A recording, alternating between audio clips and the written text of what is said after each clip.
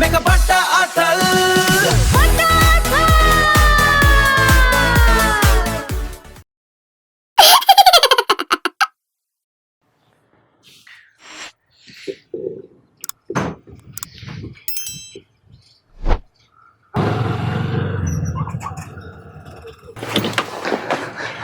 මාතේ මාද උඩ කරන්නේ කරන්ට් එක කපන්න ආවේ.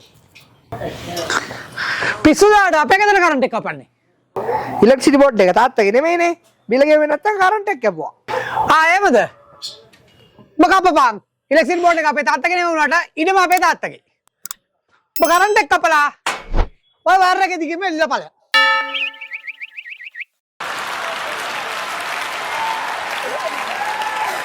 බලන්න යන්න ඔක්කොම මේක පට්ට අතල්